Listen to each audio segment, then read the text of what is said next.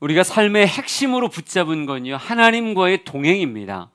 하나님이 함께 하셔야 이 땅의 삶을 눌려 사는 것이 아니라 지배하며 살아갈 수 있어요. 그 예가 블레셋과의 함께 했던 그 미스바의 현장에 가득 배어져 있다고 생각합니다. 참 오랜 동안 블레셋의 사람들의 손에 사로잡혀 있었어요. 이 속박에서 벗어나지 못했습니다. 왜 그럴까요? 이스라엘 백성들과 하나님이 멀어졌기 때문에 그래요. 근데 이 둘을 다시 봉합하고 온전하게 만들었던 것이 미스바의 예배였습니다. 요즘 이 예배를 즐기다라고 하는 큰 주제를 끌고 가는 말씀이 있어요. 다시 한번 읽어볼게요. 사무엘상 7장 12절 13절입니다. 시작. 사무엘이 돌을 취하여 미스바와 센 사이에 세워 이르되 여호와께서 여기까지 우리를 도우셨다 하고 그 이름을 에벤에셀이라 하니라. 이에 블레셋 사람들이 굴복하여 다시는 이스라엘 지역 안에 들어오지 못하였으며 여호와의 손이 사무엘이 사는 날 동안에 블레셋 사람을 막으심에. 아멘. 나에게는 에벤에셀이 필요 없어요, 이렇게 말하는 사람이 과연 있을까요? 도움의 돌 되시는 하나님이 내 삶에 같이 계시다라고 하는 건 내 인생이 블레셋을 이길 수 있는 유일한 이유가 되어집니다. 그러기에 우린 모든 사람이 이 에벤에셀을 누려야 되고, 이 에벤에셀을 누림에 있어서의 미스바 집회라고 하는 것에 그 가치를 우리는 다 공감한다고요. 미스바의 예배가 떨어졌던 이스라엘과 하나님을 연합하게 만들었잖아요.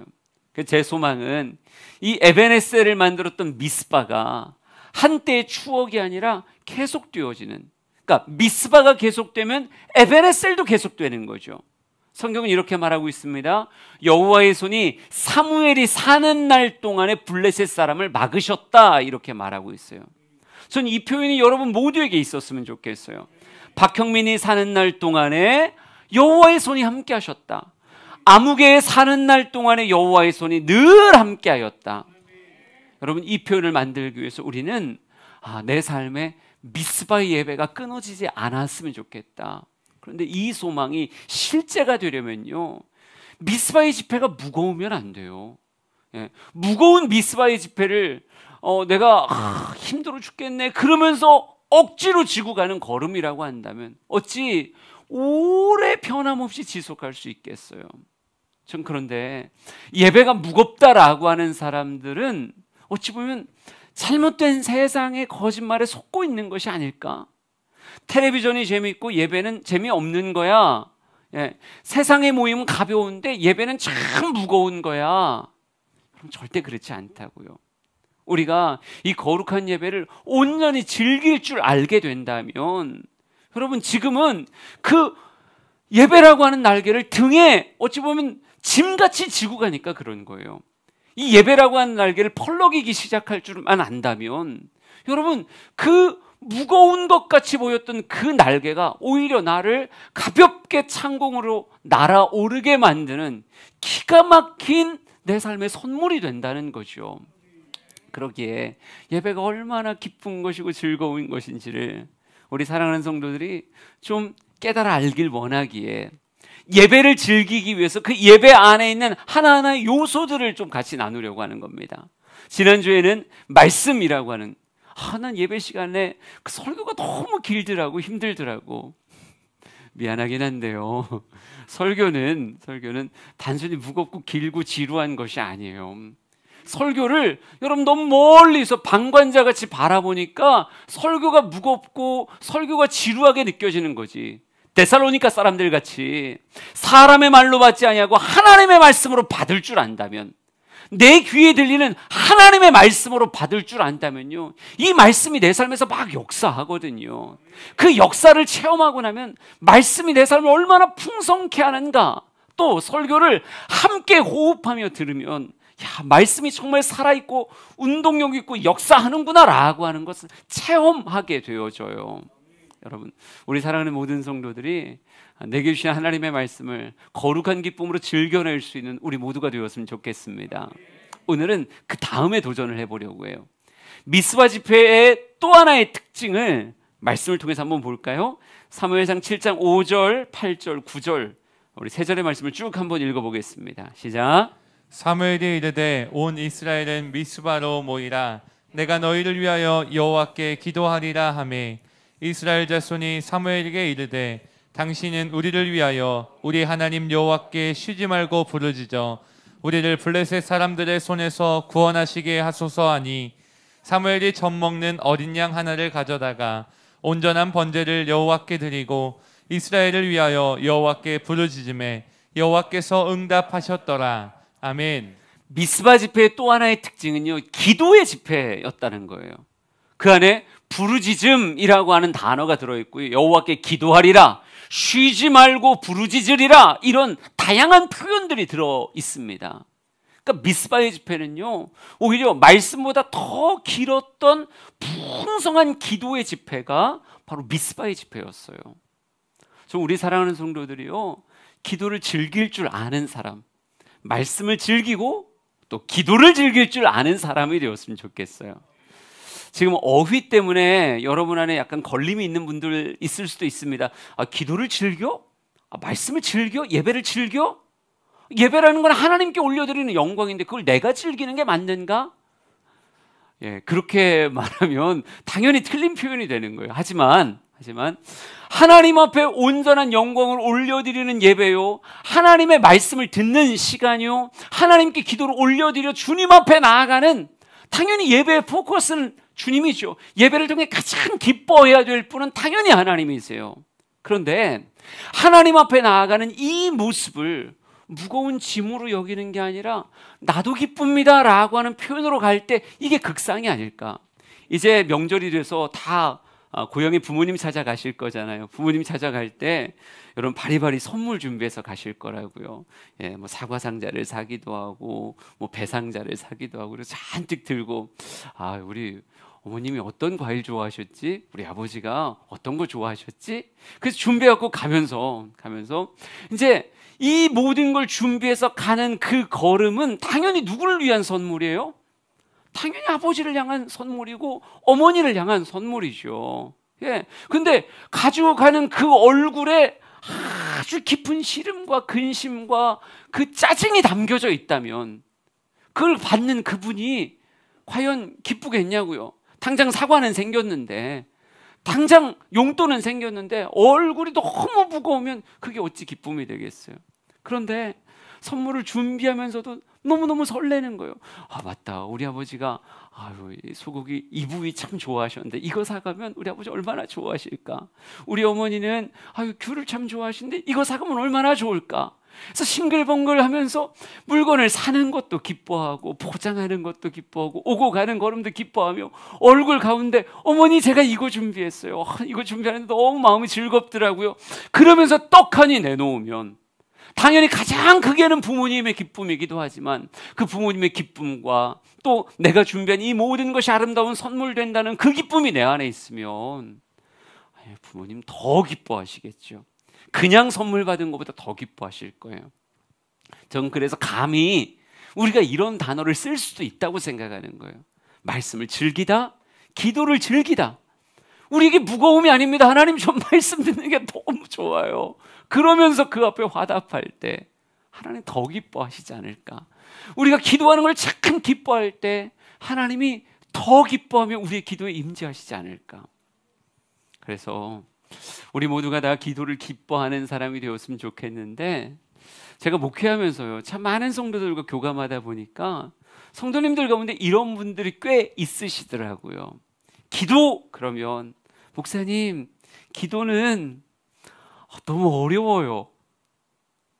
그래서 기도라고 하는 것 자체를 즐긴다라고 하는 말은 감히 사용할 수 없는, 늘 힘들고 무겁고 어려운 것으로 기도라고 하는 단어가 그들의 신앙생활에 있어서 뭐 답답함의 하나의 이유가 되는 이런 사람이 꽤 많더라고요. 저는 이게 그들이 가지고 있는 오해일 수 있다는 생각을 해요.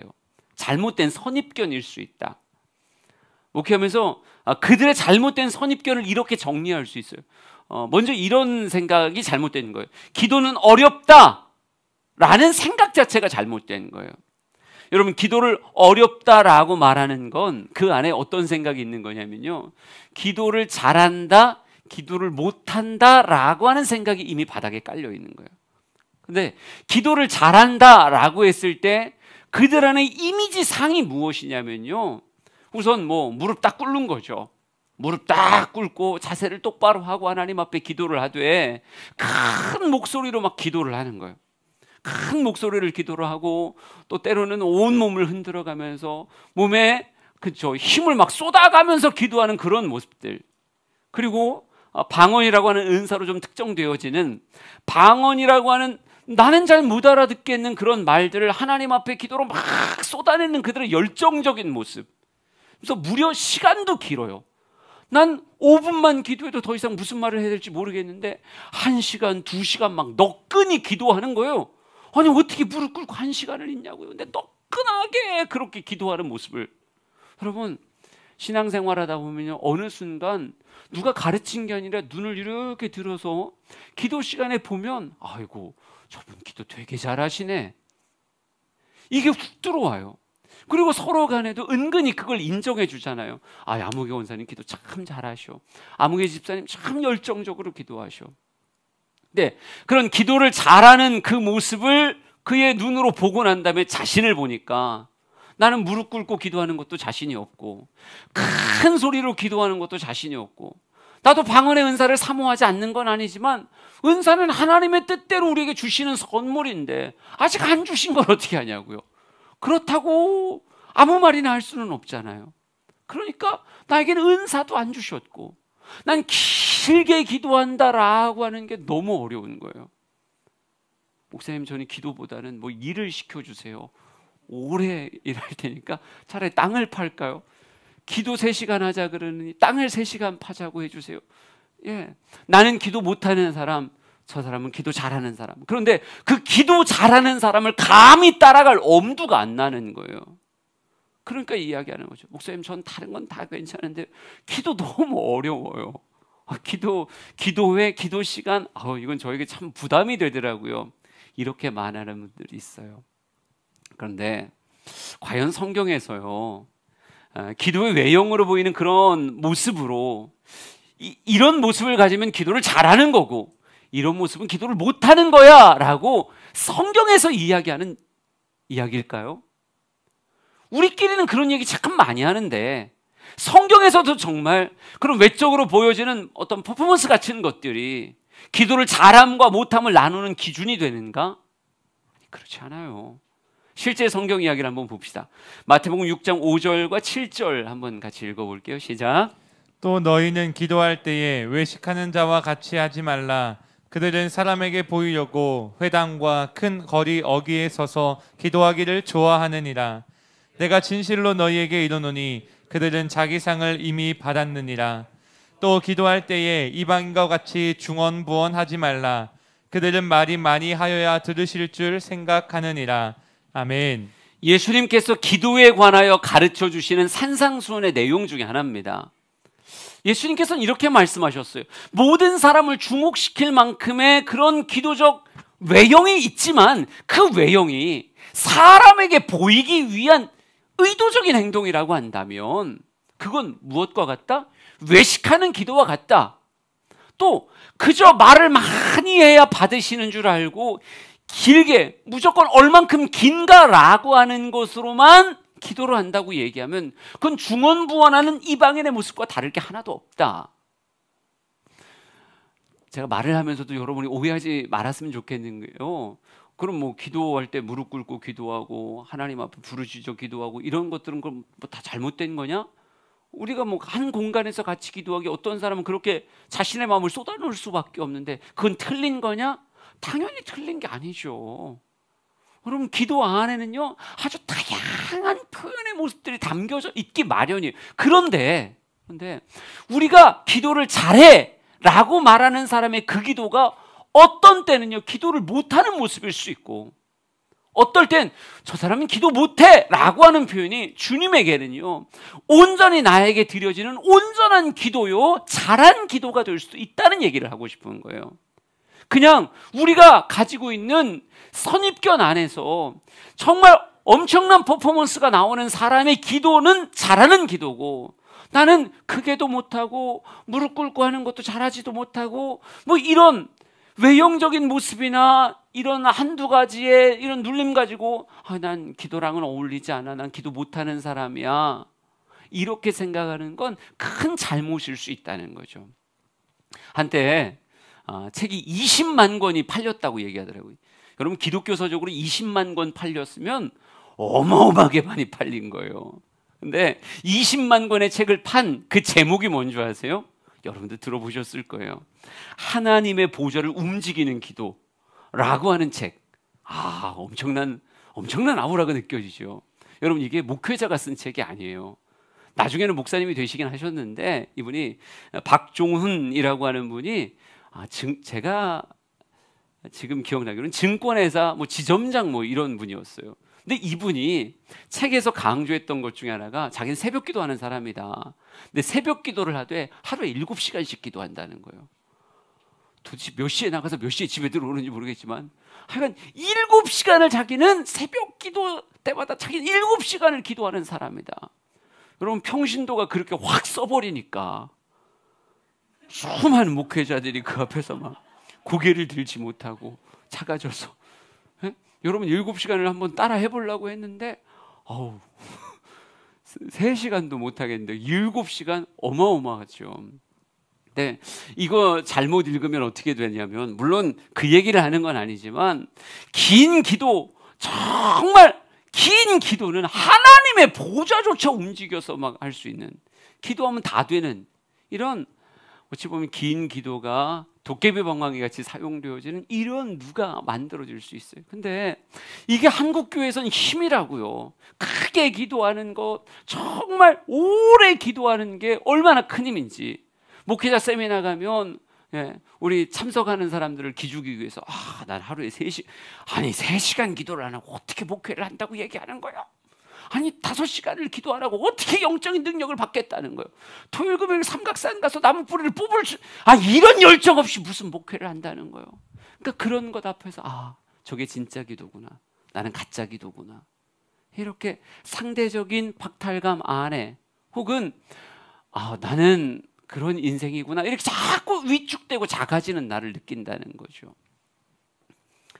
물론 우리 주양교회는 통성기도를 지향하는 교회입니다. 저는 여러분이 하나님 앞에 온전한 마음을 드리기 위해서 더 좋은 자세로 더 하나님 앞에 집중하기 위한 거룩한 몸짓을 사용해서 하나님 앞에 나아가기를 원해요. 하지만 그렇게 하지 못한다고 해서, 아직 그것이 낯설어서 그런 식의 기도를 하지 못한다고 해서 그 사람은 기도를 못하는 사람이요, 하나님과 교제할 자격을 갖추지 못하는 사람이다? 여러분 이렇게 말하는 건 과한 거죠. 기도는 절대 어려운 것일 수가 없어요. 기도는 어려운 게 아니거든요. 그냥 하나님과 온전히 그냥 교감하는 거예요. 저 아직도 기억나는 것 중에 하나가, 제가 군 생활 하면서 처음으로 낯선 환경 속에 또 교회 간다는 것이 약간 제한받고 예배한다는 것이 제한받는 이런 묘한 상황에서 살아본 건 군대 생활이 처음이자 마지막인 것 같아요.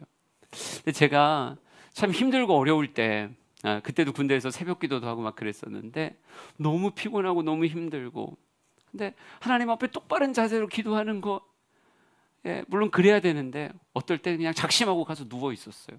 장의자가 그게 좋더만요. 그냥 교회 가서 누워 있는 거예요. 기도 시작, 그럼 누워요. 그리고 그냥 하나님 오늘 내 삶에 이렇고요, 그냥 이랬고요. 근데 이게 얼마나 큰 평안이 되었는지. 읍내동에 목회할 때도요, 그때 교회 청소 혼자 할 때도 되게 많았었거든요.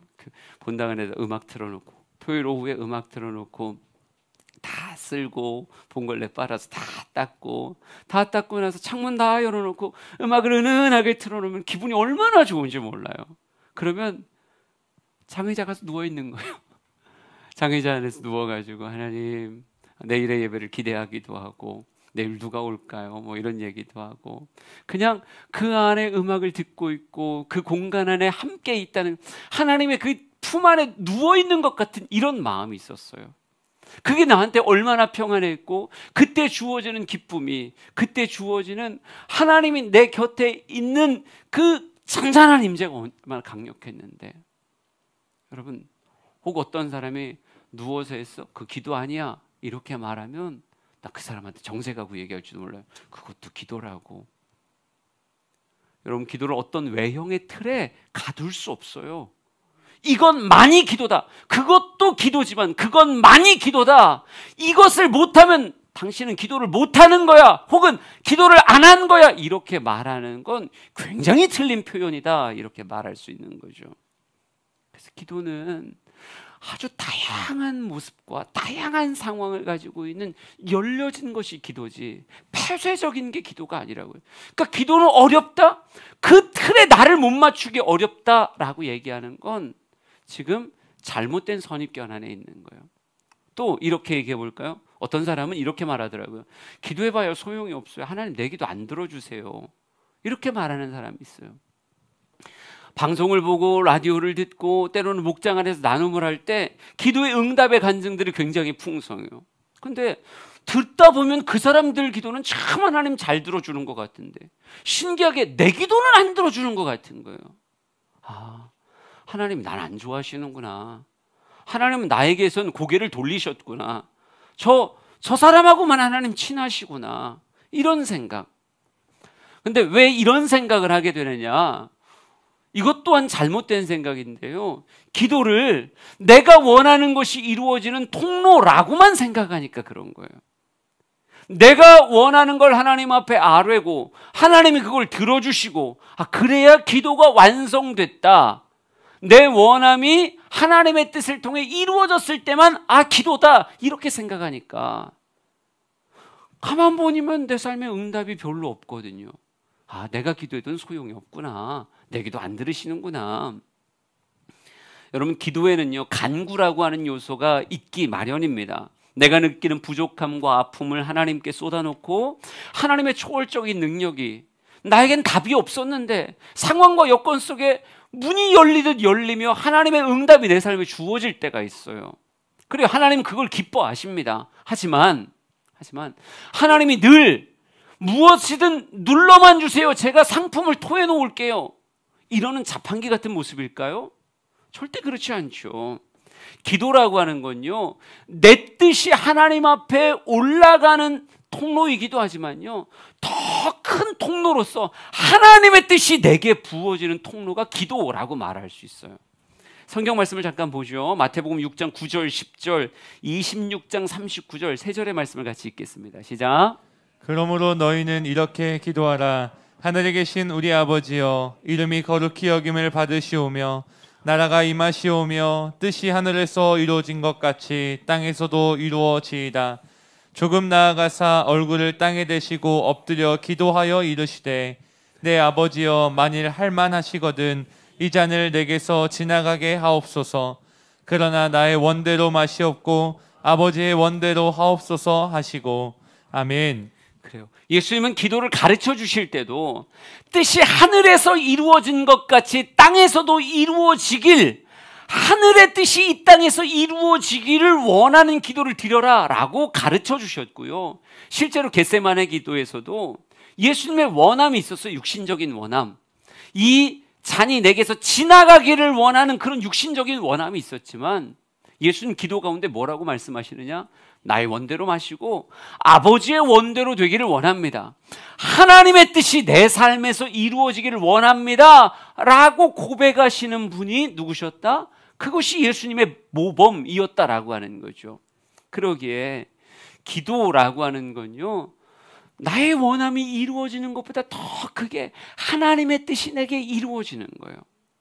그러다 보면 내 원함이 하나님의 뜻과 일치하지 않을 땐, 어떨 땐 거절, 그것도 기도의 응답이고, 기다려, 아직은 아니야 라고 하는 것도 하나님의 응답인 거예요. 이루어진 것만 응답이라고 생각하면 안 돼요.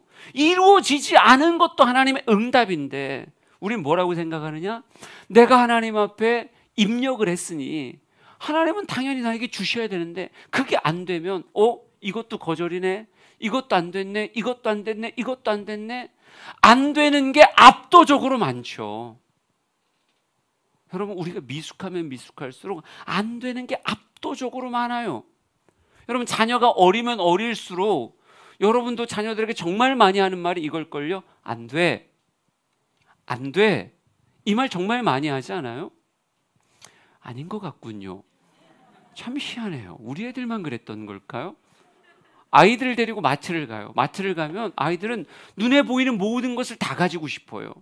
과자, 이 과자도, 이 음료수도, 이 게임기도, 이 공이나 매트나 글러브나 눈에 보이는 모든 것을 다 가지고 싶어요.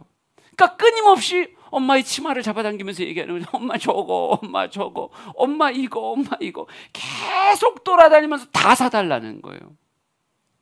그러면 엄마는 그래 라고 하는 말을 많이 해요? 안 돼 라고 하는 말을 많이 해요? 물론 만수르는 마트를 가져라 이럴 수도 있겠지만, 우리 하나님이 만수르보다 크시긴 하지만, 여러분 그렇게 해서 다 사주는 게 그 아이에게 복이겠냐고요? 당연히 아니죠. 그러니까 어리면 어릴수록 뭘 많이 듣게 되냐면, 안 돼, 이건 아닌 거야, 너에게 필요, 이거는 괜찮겠다, 이건 너 사줄게, 나머지는 안 돼, 이거 다 가지는 거 아니야. 예. 그게 우리에게 유익되는 게 아니니까요. 밥 안 먹고 계속 소세지만 먹겠다는데 그걸 어떻게 다 사주냐고요. 예? 아이스크림만 계속 이빨 다 썩어나도록 퍼먹겠다는데 그걸 어떻게 다 사주냐고요. 그러니까 뭐라고 자꾸 얘기하는 거예요? 안 돼, 요만큼만이야, 더는 안 돼. 그런데 아이가 성숙해가고 성장돼가고, 여러분 철이 들면 마트에 가서 눈에 보이는 거 다 사달라 그래요? 아니죠. 자기도 무엇이 필요한지, 무엇이 필요하지 않은지를 거르기 시작해요. 그리고 난 다음엔 여러분 뭐 사주세요 라고 얘기하면, 제가 지금 우리 어머님한테 어머님을 마트로 모시고 가서 어머니 저 이거 사주세요 이렇게 이야기하면 아마 빚내서 사주실걸요. 난 그럴 것 같아요. 왠지 안 그러는데 어머니 걱정하지 마세요. 그러지 않을 거예요. 그러진 않을 건데, 아마 내가 무언가를 작심하고 어머니 이거 사주세요 라고 얘기하면, 다 큰 아들이 이걸 사달라고 얘기하면, 야 이거 진짜 그에게 꼭 필요한 거구나. 그리고 본인이 봐도 그게 우리 아들에게 필요하겠어. 여러분 뭘 해서라도 그걸 해주고 싶은 그런 마음이 있을 거예요. 여러분 내가 자라고 난 다음엔 안 돼 이 말보다 그래 이 말이 훨씬 많아진다고요. 여러분 야고보서 4장 3절에 이렇게 말합니다. 구하여도 받지 못함은 정욕으로 쓰려고 잘못 구하기 때문이다 이렇게 말하고 있어요. 하나님을 자판기처럼 여기고 기도를 코인 넣고 누르는 버튼같이 생각하는 사람에게는요, 끊임없이 안 돼, 안 돼, 거절이라고 하는 그것도 응답인데 응답이 주어질 뿐이라고요. 기도는 무언가를 받아내기 위한 통로만으로 생각하는 사람에겐 너무 낮은 수준의 기도 정의를 가지고 있는 거예요. 하나님의 뜻이 내 삶에서 이루어지는 것, 하나님의 뜻이 이루어지는 그 통로로서의 하나님과의 교제의 장소가 바로 기도인 거구나, 이렇게 생각하셔야 돼요. 그러니까 여러분이 기도 응답을 못 받는 게 아니라고요. 기도의 응답을 못 받는 게 아니에요. 기도 응답은 받고 있고 그 기도의 응답이 계속 내 삶에 채워지고 있는 거예요. 당장 지금이 아닐 수 있죠. 때로는 1년, 2년에 걸치는 기도가 되어지기도 하고, 때로는 지금 당장 주어지기도 하고, 다양한 기도의 응답들이 내 삶을 에워싸고 있는 거예요. 그러니까 기도는 무언가를 받아내는 것 자체가 아니라 하나님과 교제하는 거라니까요. 하나님과 함께 공존하는 그 열린 통로가 기도라고 하는 통로로 생각하셔야 돼요. 그러니까 뭘 받겠다는 생각 가지고만 기도하겠다라고 말하면 때로는 기도해봐야 소용없어 라고 하는 아주 어처구니 없는 이야기를 하게 돼요. 그런데 기도는 어려운 거야, 또 기도는 잘 응답되지 않는 거야, 이런 생각이 사로잡히니까 그런 사람들의 세 번째 선택지가 뭔지 아세요? 이거예요. 난 기도 안 하고 기도를 부탁해요. 더 기도 잘해 보이는 그런 권사님에게, 집사님에게, 목자님에게, 목사님 제가 무슨 일이 있어요? 기도 좀 해주세요. 나는 내가 해봐야 응답이 안 되니까 좀 세 보이는 그분한테 기도를 부탁하는 거죠. 기도는 특별한 사람이 하는 거야. 특별한 사람만 기도할 수 있는 거야. 여러분, 이런 모든 오해가 여러분 안에 제거되었으면 좋겠습니다. 하나님은 여러분 한 사람 한 사람이 기도하는 걸 좋아하세요. 그 기도를 통해서 하나님은 여러분과 교제하길 원하시고, 그 기도 시간에 여러분을 만지시고 여러분에게 주의 뜻이 이루어지게 하는, 더 깊은 사귐으로 들어가게 하는 그런 통로로서 사용하길 원하신다는 거예요. 그럼 과연 기도라고 하는 이 잘못된 오해가 제거되고 난 기도의 원형의 모습이 무엇일까라고 묻는다면 이렇게 대답하려고 합니다. 우선 기도는 하나님께 드리는 예배다라고 말하고 싶어요. 존 파이퍼의 책 가운데 기도는 예배다라고 하는 책에 나오는 구절입니다. 실제로 그 구절을 읽어드릴게요. 경건한 기도는 소원을 나열한 목록과는 거리가 먼 근본적으로 예배 행위에 해당한다. 기도는 하나님의 뜻이 이루어지기를 바라고 모든 필요를 그분께 의지하며 우리의 무가치함을 고백하고 하나님을 찬양하는 표현 수단이다. 따라서 기도의 모든 측면은 다 예배 행위이다. 기도의 요청이 포함되는 이유는 기도와 간구와 감사함으로 아무 걱정 없이 하나님께 우리의 필요를 아뢰어야 하기 때문이다. 우리는 기도를 통해 하나님의 주권을 인정하고 우리가 그분의 은혜와 능력에 전적으로 의존해 있다는 사실을 고백하며 하나님을 하늘의 산타클로스가 아닌 주님이자 시혜자요 우주의 통치자로 바라본다. 그러게 참된 기도는 간구할 때조차도 순전한 예배의 의미를 가진다. 이렇게 말하고 있어요. 여러분, 기도는요, 우리가 드리는 예배와 똑같은 거예요. 어떨 땐 큰 소리로 찬양하고 온 몸의 환영으로 하나님 앞에 정말 찬송과 경배를 올려드리듯 기도 안에서 하나님을 높여드리는 거예요. 그게 때로는 몸짓으로 나타나기도 하고 때로는 정말 주님을 향한 환희의 고백으로 막 나타나기도 하죠. 기도에 그렇게 하나님 앞에 나아가는 우리의 강렬한 몸짓도 당연히 기도고, 찬양과 같은 강렬한 몸짓도 기도고, 때로는 아주 조용하고 깊음 가운데 머물러 있는 것조차도 그것도 기도라고 하는 말로 하나님과 교감하는 그런 모습일 수 있는 거예요. 하나님의 말씀을 새겨 듣는 설교를 듣는 것 같은 시간이 어디 안에도 들어갈 수 있는 거예요? 기도라고 하는 것 안에도 들어갈 수 있는 거예요. 또 내가 하나님 앞에 내 것을 구별하여 드리는 헌신 같은, 또 헌물 같은 이런 모습도 기도 안에 다 들어갈 수 있는 거예요. 왜? 기도하는 예배 요소가 다 들어있으니까. 찬양, 격정적인 찬양도 기도 안에 들어갈 수 있고, 하나님의 음성 앞에 머물러 주의 음성을 채우는 것도 기도 안에 들어갈 수 있고, 나를 내어드리는 헌신의 고백도 기도 안에 들어갈 수 있고, 그죠? 그 공간 안에 잠잠히 머물러 있는 긴 침묵도 기도 안에 들어갈 수 있고. 우리 사랑하는 성도들이 기도를 못해, 그게 아니라 기도는 우리가 드리는 일상의 예배와 똑같은 거예요. 하나님 앞에 그냥 내가 할 수 있는 표현과 다양한 몸짓을 가지고 하나님 앞에 나아가는 예배적 행위가 기도라고 이렇게 말할 수 있는 겁니다. 그러게 우리는 내가 나아가는 대상, 기도의 대상이 과연 누구인가라고 하는 걸 바르게 알고 있어야 돼요. 기도가 방향이 틀어지면 엉뚱한 짓이 되거든요. 주님 앞에만 나아갈 수 있다면 그 몸짓이 강렬하든 잠잠하든 소리가 크든 침묵이든 아무 상관없이 대상만 선명하면 그 모든 것이 다 뭐다? 기도가 될 수 있다. 하나님은 어떤 분이십니까? 나를 만드신 분이고, 하나님 나 사랑하시는 분이고, 하나님 나에게 관심을 가지고 내 삶에 함께하는 분이시고, 하나님 내 삶 책임지시는 분이세요. 그분 앞에 나아가는 나의 모든 몸짓이 오직 그분을 그리며 나아가는 모든 모습이 다 뭐다? 다 기도다. 그러니까 기도는 시간 장소 정해서 할 수도 있기도 하지만 회사 출근하는 길에도, 아니면 설거지를 하면서도, 또는 그냥 대자연 앞에 앉아 있으면서도, 때로는 누워서, 때로는 앉아서, 때로는 일어서서 다 할 수 있는 게 뭐다? 그게 다 기도다.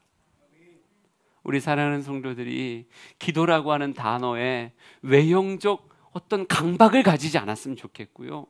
이 모든 것이 주님 앞에 나아갈 수 있는 기도의 모습이구나, 그렇게 생각할 수 있었으면 좋겠습니다. 자녀는요, 처음 태어났을 때 그냥 부모와 눈맞춤을 통해서도 대화를 해요. 그냥 시선만 맞추고 까르르 웃는 것만 가지고도 대화를 해요. 그러면서 점점 어휘가 풍성해져서 더 긴 호흡의 대화를 할 수 있게 되는 거죠.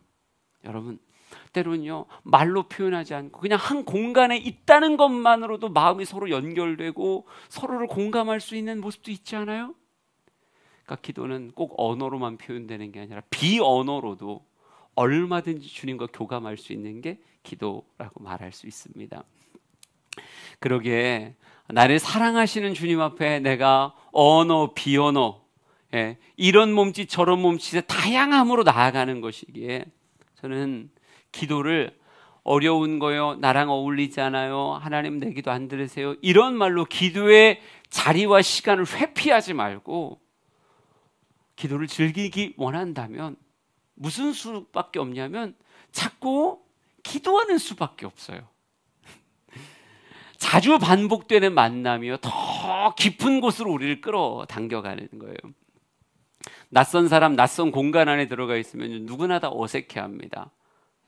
그 사람의 말이 어떤 의미일까 여러 번 곱씹어 생각해야 되기도 하고, 행동에 얼만큼을 내가 해야 되는 거지 뭐 이런 것들도 굉장히 여러분 복잡하게 만들 수 있어요. 근데 이걸 벗어낼 수 있는 유일한 길이 뭘까요? 안 만나는 건 말고요. 벗어날 수 있는 길은 자주 만나는 것밖에 없어요. 자주 만나다 보면 어느 순간 그 어색함이 사라져요.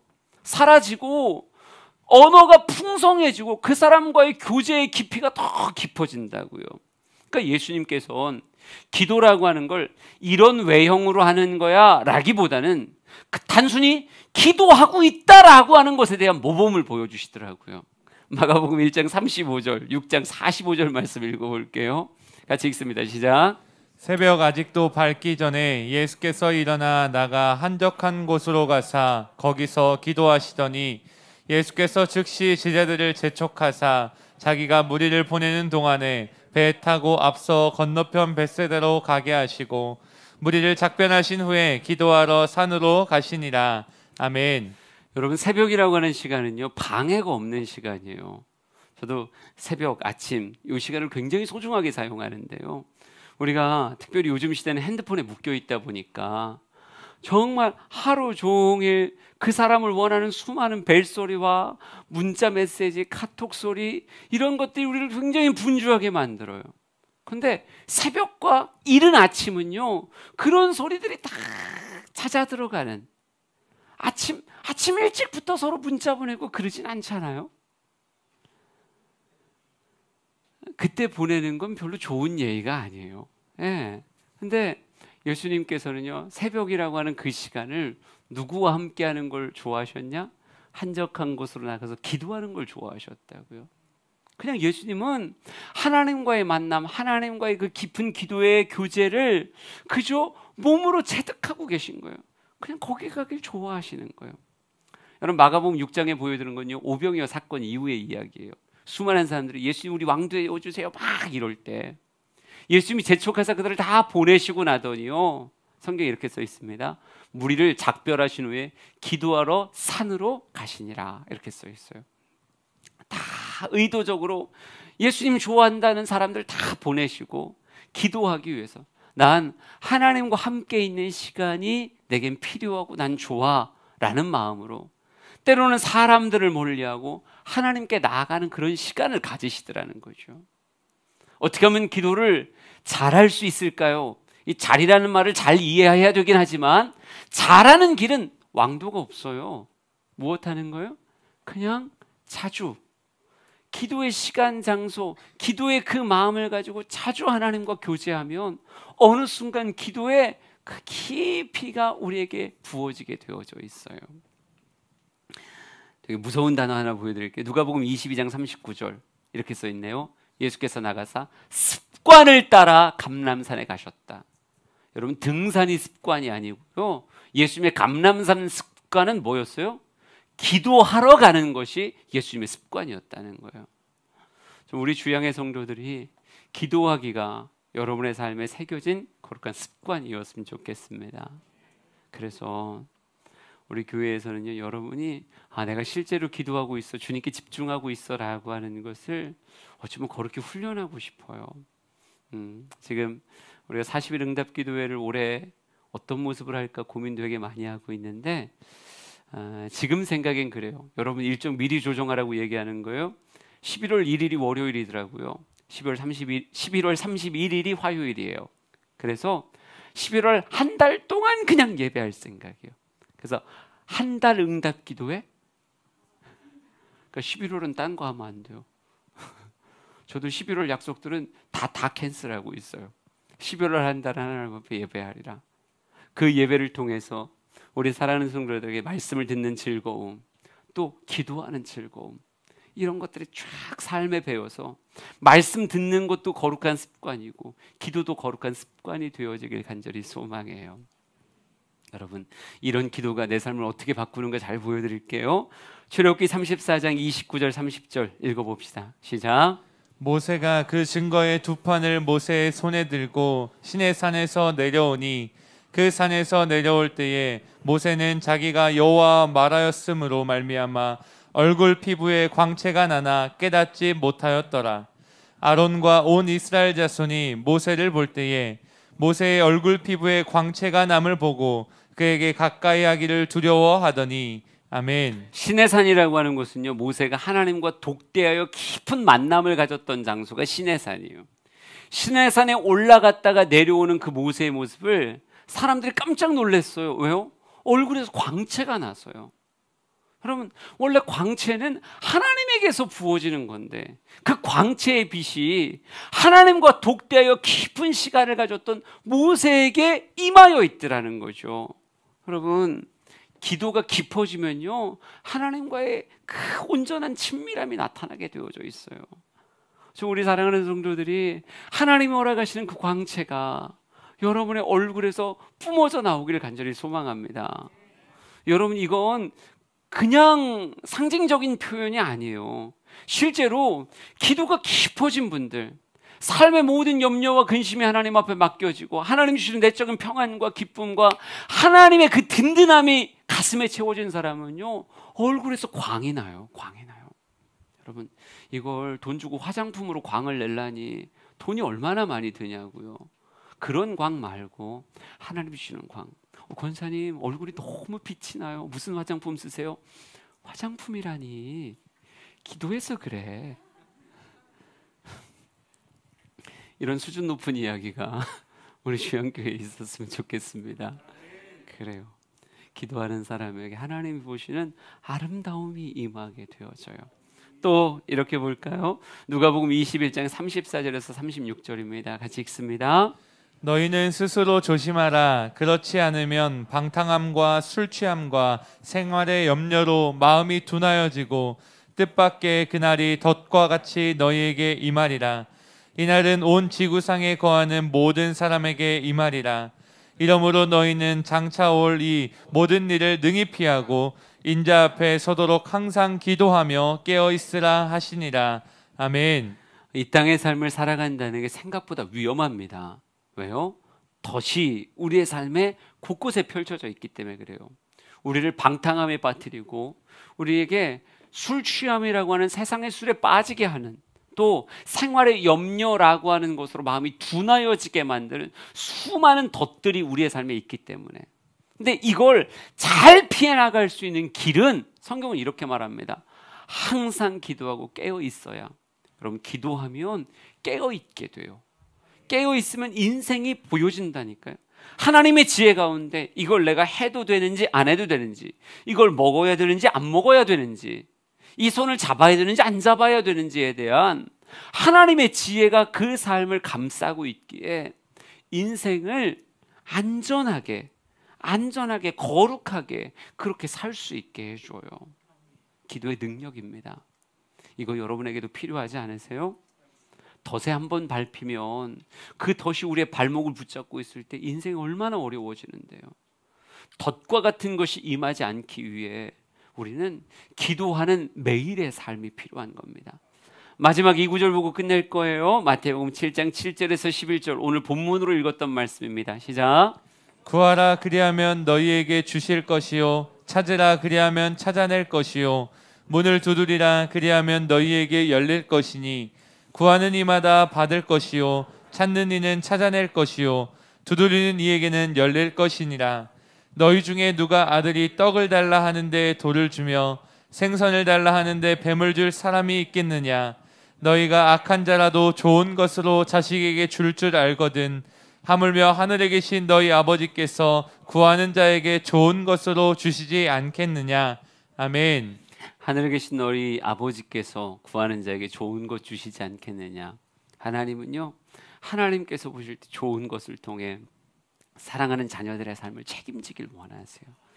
구하고 찾고 두드리는 하나님과 깊은 교제를 가질 수 있는 자에게 하나님의 응답은 열려져 있다고요. 내 노력만 가지고 사는 게 아니라 도움의 돌 되시는 에베네셀의 하나님과 함께 살아가는 모습, 이게 기도라고 하는 곳에서 우리의 삶에 주어지게 되는 거예요. 여러분, 기도는 절대 무거운 게 아닙니다. 기도는 내 삶의 큰 기쁨인 거예요. 우리 사랑하는 성도들이 기도를 즐거워할 수 있고 기도의 그 매력에 깊이 빠질 수 있을 때까지 한 걸음 한 걸음 기도의 그 깊이를 향해 나아갈 수 있는 모든 삶 되길 진심으로 축복합니다.